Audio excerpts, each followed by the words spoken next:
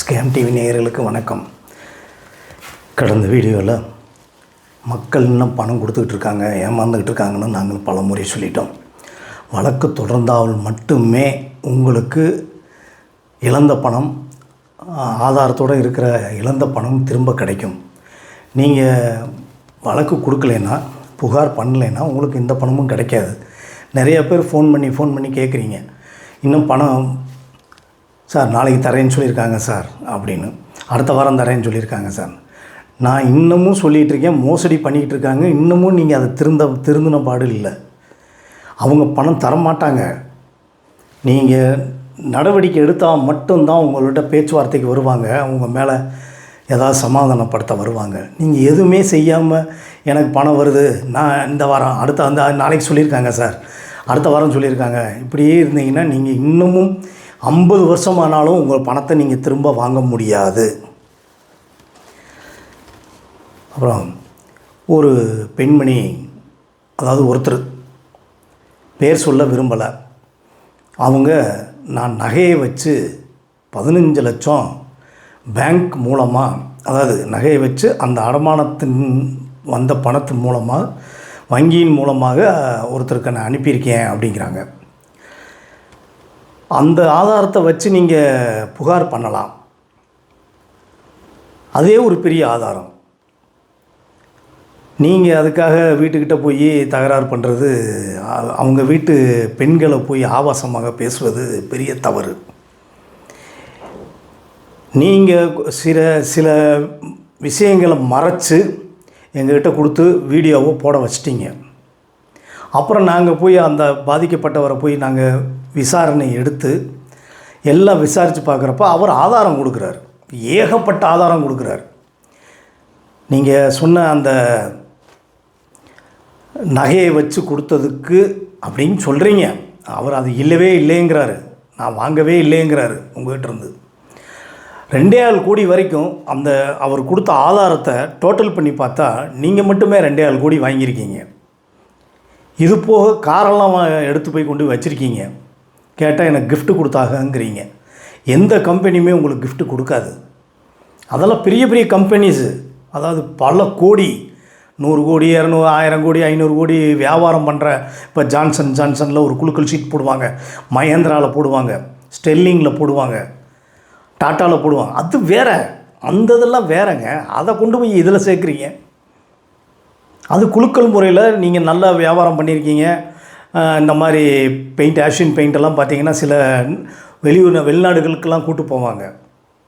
அது உங்களை அந்த டீலரை அந்த ஏஜென்சி டீலரை அவங்க உற்சாகப்படுத்துறது, அப்போ தான் இன்னும் நல்லா வியாபாரம் ஆகும்னு சொல்லி. அது வேறு, அது வியாபாரம்.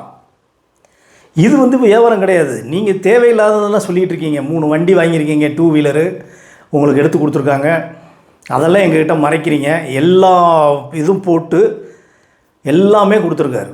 இதில் எங்கள் மேலே நீங்கள் தேவையில்லாமல் புகார் பண்ணுறீங்க. நாங்கள் ரெடி, நாங்கள் எங்கேயும் வர்றதுக்கு ரெடி. எந்த காவல் நிலையத்தினாலும் கூப்பிட்டாலும் நாங்கள் வர்றதுக்கு ரெடி. எங்கள்கிட்ட கொடுத்த ஆதாரத்தை நாங்கள் போட்டிருக்கோம். இதே இது அவரை பற்றி நீங்கள் கொடுத்த ஆதாரத்தை வச்சு நாங்கள் போடுறப்ப நீங்கள் எவ்வளோ சந்தோஷப்பட்டீங்க, தேங்க்ஸ் எல்லாம் சொன்னீங்க. நல்லா போட்டிருக்கீங்க சார், நான் நிறையா பேர்த்துக்கு ஒரு ஃபார்வேர்ட் பண்ணியிருக்கேன் சார் அப்படின்னு சொன்னீங்க. இப்போ அதே இது உங்களை பற்றி நான் ஆதாரம் கொடுத்ததை வச்சு நான் போட்டதுக்கு நீங்கள் எங்கள் மேலே கம்ப்ளைண்ட் பண்ணுறீங்க. பண்ணுங்கள், பரவாயில்ல. நீங்கள் எங்கே போனாலும் ஆதாரம் மட்டும்தான் பேசணும். இப்போவும் உங்களுக்கு நான் நல்ல விதமாக தான் சொல்கிறேன். வீட்டுக்கு முன்னாடி போய் தகராறு பண்ணாமல், தொழில் பண்ணுறவங்க முன்னாடி தகராறு பண்ணாமல் உட்காந்து பேசி தீர்வு பண்ணி உங்களுக்கு சேர வேண்டியதை கேளுங்க. அதை விட்டுவிட்டு வீட்டில் இருக்கிற பெண்களை போய் ஆபாசமாக பேசுகிறது, ஆட்களை கூட்டு போய் வீட்டுக்கு முன்னாடி நிறுத்துறது, எல்லா வீடியோவும் எங்கள்கிட்ட இருக்குது. உங்கள்கிட்டையும் இருக்குது, எங்கள்கிட்ட இருக்குது. எனக்கு கொடுத்ததை சொல்கிறேன். எங்கள்கிட்ட கொடுத்த வீடியோவும் இருக்குது, ஆடியோவும் இருக்குது. நிறைய ஆடியோக்களும் கொடுத்துருக்காங்க. பேங்க், நான் உங்களை ஏமாற்றிருந்தாலும் வங்கி ஸ்டேட்மெண்ட்டுன்னு இருக்குல்ல, அது காலங்காலமாக அழியாது. எப்போ வேணாலும் போய் எடுக்கலாம். 10 வருஷம் கழித்து 15 வருஷம் கழித்து கூட உங்கள் ஸ்டேட்மெண்ட்டை எடுத்து பேசலாம். தேவையில்லாமல் எங்களை போய் புகார் கொடுத்து நீங்கள் கொடுங்க, நாங்கள் அதையும் சந்திக்க தயார். ஆதாரத்தை கொடுங்க, போய் பேசுங்க. அப்பா எனக்கு இவ்வளோ கொடுக்கணும் அப்படின்னு சொல்லி கேளுங்க. அதை விட்டுட்டு வீட்டுக்கிட்ட போய் தகராறு பண்ணுறீங்க. இதில் நிறையா பேர் அரசு வேலை பார்க்குறவர்கள், நீங்கள் வந்து திரும்ப திரும்ப இந்த மாதிரி வந்து அரசு வேலையை பார்க்குறவங்க வந்து திருப்பி வந்து வீட்டுக்கிட்ட போய் பண்ணிங்கன்னா அவங்க எல்லாத்தையும் எடுத்து வீடியோ எடுத்து உங்களுடைய டிபார்ட்மெண்ட்டுக்கே அனுப்புவாங்க. இது வரைக்கும் யாரும் அரசு வேலையில் இருக்கிறவங்க இந்த மாதிரிலாம் யாரும் பண்ணதாக நான் கேள்விப்பட்டதே கிடையாது. நீங்கள் கொடுத்த பணத்துக்கு எவ்வளோ வாங்கியிருக்கீங்கன்னு கணக்கு பாருங்கள். அதையும் கொண்டு போய் ஆதாரத்தில் கொடுங்க. இல்லையா நேராக காவல்துறையில் போய் நாடுங்க. எங்களுக்கு நல்லது பண்ணி கொடுங்க சார், எங்களுக்கு வர வேண்டிய பணத்தை வாங்கி கொடுங்க சார்னு சொல்லி கேளுங்க, போராடுங்க. அதை விட்டு போட்டு தேவையில்லாமல் போய் யார் பேச்சோ கேட்டுக்கிட்டு வீட்டுக்கிட்ட போய் தகராறு பண்ணுறீங்க. ஏதாவது கேட்டால் நீ யார் அப்படிங்கிறீங்க. அதே மாதிரி இன்னொன்று சொல்கிற நான் கடமைப்பட்டிருக்கேன். நாங்கள் பத்திரிக்கையாளர்கள், செய்தியாளர்கள், செய்தி சேகரிக்க எல்லா பேரையும் போய் தேடி போய் சேகரிப்போம். நீங்கள் எங்கிட்ட பேச விரும்பலைனாலும் அவங்ககிட்ட திருப்பி வந்து பேசுறதுக்கு வருவோம், கேட்போம். எப்படிங்க இப்போ நீங்கள் டிவி தொலைக்காட்சியில் பாருங்கள், எவ்வளோ பேர் நோ கமாண்ட்ஸ்ட்டு போவாங்க, திருப்பி கேட்பாங்க. போய் சார் சொல்லுங்கள் சார், மேடம் சொல்லுங்கள் மேடம்னு சொல்லி கேட்பாங்க. நீங்கள் நல்ல டிவிலெலாம் பாருங்கள், இது நடைமுறை உள்ளது.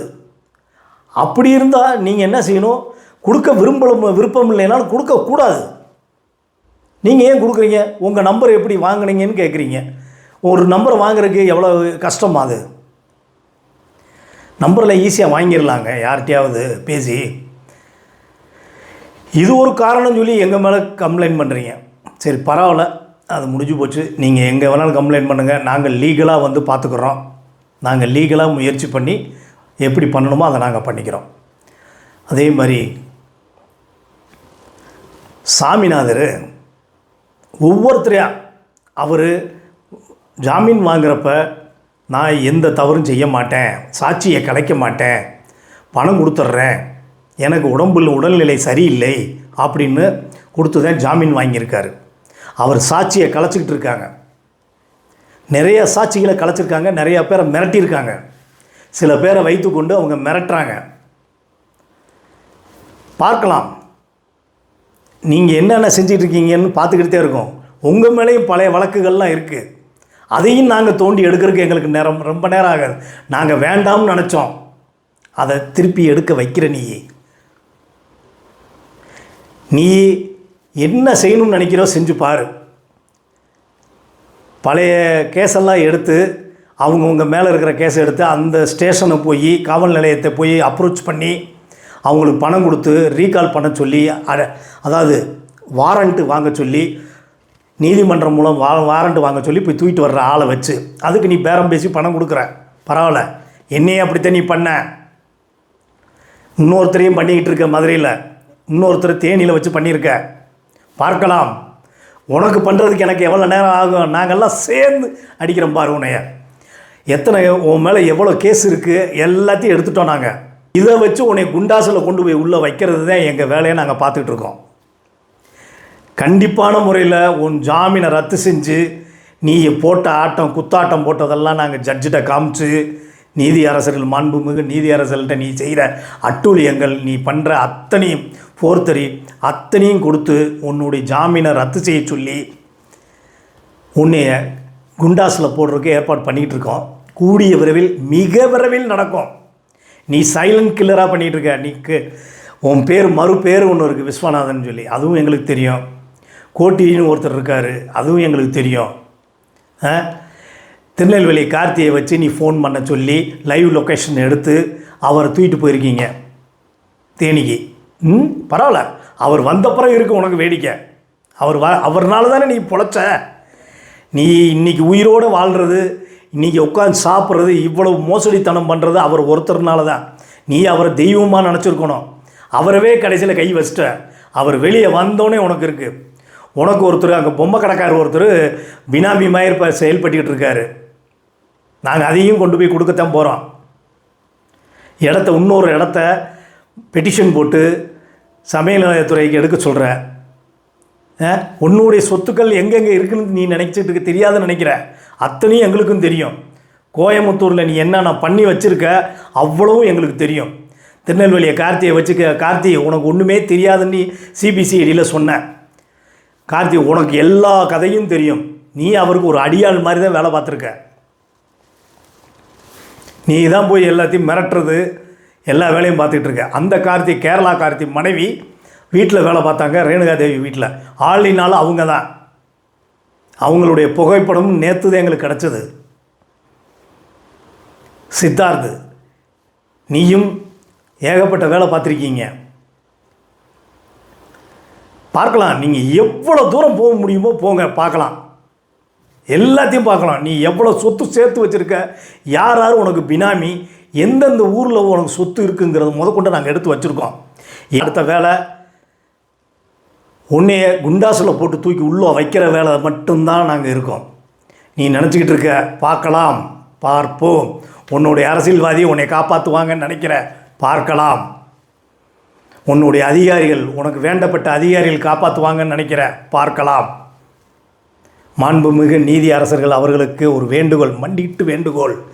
இவர் கொஞ்சம் நெஞ்ச பேரை சாகடிக்கலைங்க, நிறையா பேர் இறந்துருக்காங்க இவர்னால். நாங்கள் ஆதாரத்தையும் கொடுக்க முடியும். மன உளைச்சலில் நிறைய பேர் ஹார்ட் அட்டாக்கு ஹாஸ்பிட்டலில் கிடக்கிறாங்க. பிள்ளைய படிப்பு பாதியிலே நிற்கிது, திருமணம் பாதியிலே நிற்கிது. ஆனால் இவங்க மட்டும் நல்ல குடும்பத்தோடு எல்லா ஊர்லேயும் சொத்து வாங்கி போட்டுக்கிட்டு, குடும்பம், ஒரு பொண்டாட்டி 2 பொண்டாட்டி அவனுக்கு. எத்தனை பேர் ஏங்க பார்க்குறதெல்லாம் எஸ்கெச். இப்போ ஒரு புதுசாக கண்டுபிடிச்சோம், எஸ்கெச்எஸ் ஹரிஹரன்னு. அது யாருன்னு தெரியல. இன்சியல் இவருடைய இன்சியலாக இருக்குது. கிருத்திகா, நீ என்னை பார்க்குறேன்னு சொல்லியிருக்க, நான் அவனை வச்சுக்கிறேன்னு. நான் இப்போவும் சொல்கிறேன், நான் சாகிறதுக்கு பயப்படலை. ஏற்கனவே நான் சூசைட் அட்டெம்ப்ட் பண்ணவன் தான். இதுக்கெல்லாம் நான் பயப்பட மாட்டேன். சாகிறதுக்கு எப்போ வேணாலும் சாவு வரத்தான் செய்யும். யாரும் உயிரோடு இருந்ததாக இல்லை. எப்போ வேணாலும் சாகுவோம், எந்த நிமிஷத்தில் வேணாலும் சாகுவோம். பேசிகிட்டு இருக்கிறப்ப என் உயிர் போனாலும் போனதே. எத்தனையோ டான்ஸ் ஆடினவங்க, எவ்வளவோ மீட்டிங்கில் இருந்தவங்கெல்லாம் ஹார்ட் அட்டாக் வந்து போயிருக்காங்க. கடவுள் மன்றம்னு ஒன்று இருக்குது கடவுள்கிட்ட. அந்த மன்றத்தில் நீ பதில் சொல்லித்தான் ஆகணும். நேற்று உனக்கு வாய் தான் வந்திருக்கும், உன்னுடைய பையனுக்கு டைவர்ஸ் கேஸ் வாய் தான். 7 அடுத்து 23 அடுத்ததுலாம் இருக்குது, பார்க்கலாம். நீ செய்கிற மோசடித்தனத்துக்கு எல்லாருடைய கண்ணீரும், உன்னுடைய குடும்பம் நல்லா இருக்கான்னு யோசனை பண்ணி பாரு. உன்னுடைய ஒரே வாரிஸ் உன் பேரன், அவன்கிட்ட நீ போய் ஒரு நிமிஷம் கொஞ்சம் விளையாட முடியுமான்னு பாரு. நினச்சி பாரு. மணிகண்டே நீ தத்தெடுத்து பிள்ளை மாதிரி தான் அவன். சுலோச்சனா அவங்க வீட்டில் வேலை பார்த்தவங்க, நீங்கள் பைசல் பண்ணி பஞ்சாயத்து பண்ணி பெரிய பெரிய பஞ்சாயத்தெல்லாம் அதில் நடந்திருக்கு. அந்த கதையெல்லாம் நான் இன்னும் வெளியே விடலை, யோசனை பண்ணிக்க. அந்த கதையெல்லாம் சொன்னேன்னா காரி துப்பிட்டு போயிடுவாங்க உன்னைய. அந்த கதையெல்லாம் வெளியே சொன்னேன்னா காரி துப்பிடுவாங்க. ராதாமாவுக்கு தெரியாமல் எதுவுமே கிடையாது, அவ்வளவும் ராதாவுக்கு தெரியும். பார்த்துக்கோ. இனிமேலாவது வாங்கினவங்ககிட்ட பணத்தை கொடுக்குறதுக்கு பாரு. என்னமோ நீ போய் சம்பாரித்து வந்த மாதிரி எல்லா பேரும் பணத்தையும் வச்சுக்கிட்டு நீ விளாண்டுக்கிட்டு இருக்க. பணத்தை குடியா? இன்னமும் நீ வெளியே ஐயர்னு சொல்லிகிட்டு இருக்க. வேலுச்சாமி ஆசாரி சொந்தக்காரங்கிறது இன்னமும் உனக்கு தெரியலையா? வேலுச்சாமி யாருன்னு கேட்பியே. நாங்கள் வச்சுருக்க ஆதாரம் வச்சுதான் நாங்கள் பேசுகிறோம். ஏன்னா நீ தான் வளர்த்து விட்டவனை யாரையுமே வச்சுக்கலையே. நீ செஞ்சு இருக்க வேலை இப்போ நாங்கள் எல்லாம் ஒன்று சேர்ந்தோம்னா நீலாம் தாங்க மாட்டேன். உண்மையிலே நீ தாங்க மாட்ட. நீயும் உன் குடும்பமும் எதுவுமே தாங்க முடியாது.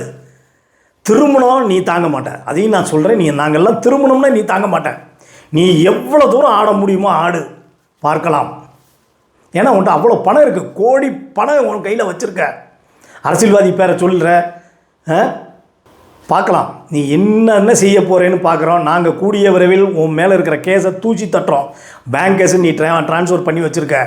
அதுவும் அதாவது சில பேரை வந்து குண்டாஸில் போடுறதுக்கு இத்தனை கேஸுன்னு தேவையில்லை. உன்னே மாதிரி ஆளுகளை குண்டாஸ் என்ன, நீ மோசடி பண்ணதுக்கு தக்க பதிலடி கொடுப்போம்.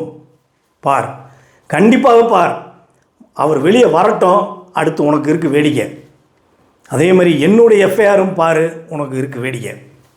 நீ எங்கே என்ன வேணாலும் செஞ்சு பாரு. ஒரு காலகட்டம் தான், அந்த காலகட்டத்தை மீறிட்டேன்னா நீ எல்லாம் என்னான்னு பார்க்கத்தான் போகிற.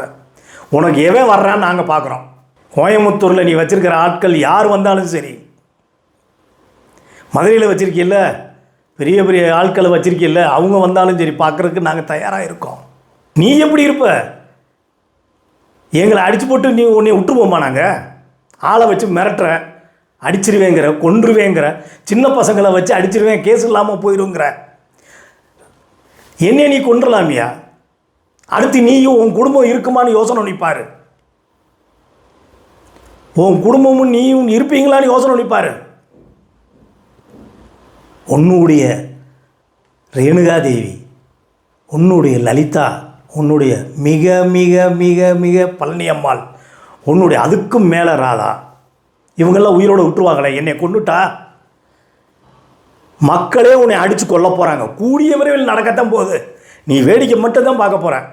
நீ உன்னுடைய ஏஜென்ட்டுகளை இன்னமும் நீ புதுசு ஆட்களை சேர்த்துக்கிட்டே இருக்க. அதுவும் எங்களுக்கு தெரியும். நீ புதுசு ஆட்களை சேர்த்துக்கிட்டு இருக்க. பழைய ஆட்கள் பிரச்சனை பண்ணால் அந்த ஏஜென்ட்டுக்காரங்களை வச்சு வெளியே ஒரு மீட்டிங் மாதிரி கொடுத்து, போகிற போக்கில் ஒரு பார்க்லையோ எங்கேயோ ரோட்லையோ உட்காந்து மீட்டிங் மாதிரி கொடுத்தா ஒரு 4-5 பேரை சமாதானப்படுத்திட்டு போயிடுற. பணம் வாங்கிட்டுதே இருக்க நீ. அதுவும் எங்களுக்கு தெரியும். கூடிய விரைவில் உனக்கு பாடம் புகட்டத்தான் போகிறோம். நீ ஒரு ஆள் பார்க்கலாம், நீ என்னென்ன செய்வே. ஏன்னா நீ இதை பணம் வச்சுருக்கியே, பெரிய ரவுடி கும்பலே வச்சுருக்க. போதையிலிருந்து ரவுடிசத்துலேருந்து எல்லாமே நீ தான் வச்சுருக்க. ஏன் காவல்துறை நீ பார்க்க மாட்டேங்குதுன்னு தெரியல. உன் கூட இருக்கிற காவல்துறை சில அதிகாரிகள் இருக்காங்க, அதுவும் எங்களுக்கு தெரியும். பாடம் போட்டு காமிக்கிறோம் பாரு.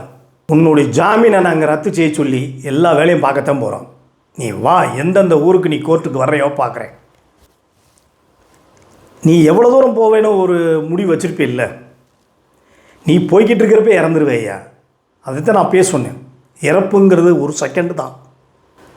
யோசனை பண்ணிப்பார். மக்களே, நீதிமன்றத்திற்கு, ஐயா நீதி அரசர்களுக்கும் காவல்துறை பெரிய அதிகாரிகளுக்கும் ஒரு வேண்டுகோள். எனக்கு ஏதாவது அசம்பாவிதம் நடந்தால் என்னை பார்த்துக்கிட்டு தான் இருக்காங்க இந்த சாமிநாயகம் குரூப்பு. இவங்க தான் மொத்தமாக என்னைய கொள்றதுக்கு வேலை பார்த்துக்கிட்டு இருக்காங்க.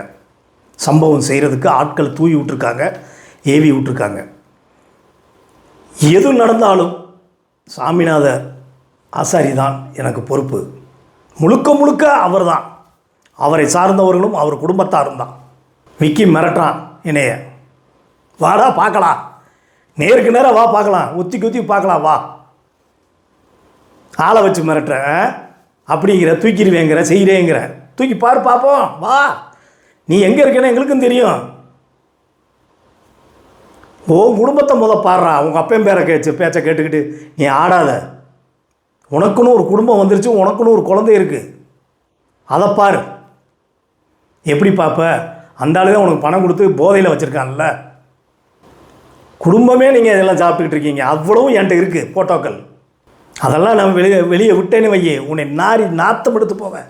நான் அதை விரும்பலை. குடும்பத்தை சேர்க்கக்கூடாதுன்னு பார்க்குறேன். ஆனால் நீ கை வைக்கிற இடம் பூரா பெரிய பெரிய இடமா தேவையில்லாத வேலையெல்லாம் பண்ணிகிட்டு இருக்க. இனி அதை நாங்களும் வெளியே கொண்டு வர்றதுக்கு முயற்சி படுப்போம். தேடி போகிற சில வழக்கறிஞர்களை வச்சுக்கிட்டு கேஸ் இருக்கான்னு பார்க்குற. ஏன் அதே ஓ மேலே பார்த்தா என்ன ஆகும்? விலை கொடுத்து வாங்குற சில பேரை. ஐயா, ஒரு இது சொல்கிறேன். எனக்கு ஏதாவது பிரச்சனைகள் இல்லை, என்னுடைய சாவு ஏதாவது ஏற்பட்டால் சாமிநாதன் ஆசாரி மேலே தான், அவங்க குடும்பம்தான், அவரும் அவரை சார்ந்தவர்களும் அவருடைய ஏஜெண்டுகள் தான் பொறுப்பு. காவல்துறை அதிகாரிகளுக்கும் நீதியரசர்களுக்கும் மேற்கொண்டு சொல்லுகிறேன். இதை நான் பதிவு பண்ணுறேன். ஏற்கனவே பதிவு பண்ணியிருக்கேன், இதுவும் பதிவு பண்ணுறேன். நேருக்கு நேராக வாய பேசுவோம். அதை விட்டு நீ ஆட்களை ஏவி விடுறது, காவல்துறையை ஏவி விடுறது. அதே காவல்துறை, நான் தெரியாமல் கேட்குறேன், நீ யோக்கியனா? காவல்துறை உன்னை நம்பிக்கிட்டு இருக்கேன். உனக்கு ஜால்ரா அடிக்கிற காவல்துறையை சொல்கிறேன். சில பேர் இருக்காங்க உனக்கு ஜால்ரா அடிக்கிறதுக்கு. நீ இன்னமும் ஏதாவது பண்ணேன்னா உன்னுடைய குடும்பத்தில் இருக்கிற அத்தனை பேர் ஃபோட்டோவும் வெளியே வரும். நீ என்னென்ன செஞ்சு வச்சுருக்க, எப்படி நீங்கள் எல்லாம் இருந்தீங்க, அவ்வளோ ஃபோட்டோக்கள் வெளியே வரும். கண்டிப்பாக வெளியே கொடுப்பேன். பிரசுரம் பண்ணுவோம். அச்சு ஊடகத்தில் உங்களை பற்றி போடுவோம். திருப்பி பிரிண்டிங் மீடியாவில் பிரிண்ட் அடித்து உங்கள் எல்லா இடத்துலையும் வால் போஸ்ட் ஒட்டுவோம். நீ முடிஞ்சா பாரு. உனக்கு தான் பக்கத்தில் பத்திரிக்கைக்காரங்க இருக்காங்க இல்லை, அவங்ககிட்ட கேட்டுப்பார். விலை கொடுத்து பக்கத்தில் வாங்கி வச்சுருக்கியே. உன்னோடைய ஐடி கார்டு இருக்குது. நீ எந்த பத்திரிக்கையில் வேலை பார்க்குறேன்னு சொல்லி ஒரு ரிப்போர்ட்டர்னு சொல்லி ஐடி கார்டு வாங்கி வச்சுருக்க. ஹியூமன் ரைட்ஸில் இருக்கேன்னு சொல்லி ஐடி கார்டு வாங்கி வச்சுருக்க. பிஜேபியில் இருந்தேன்னு சொல்லி விசிட்டிங் கார்டு அடிச்சிருக்கான் அவன் பையன். எல்லாமே வலைதளங்களில் விட்டுருவோம் நாங்கள். நீ எல்லா பேரையும் ஏமாற்றிக்கிட்டு இருக்க. மொத்த உருவமே நீ தான், அது எங்களுக்கு தெரியும். மற்றவங்கள யாராவது ஆடுறாங்களான்னு பார்த்தியா? உன்னைய காட்டில் பெரிய ஆளுங்க.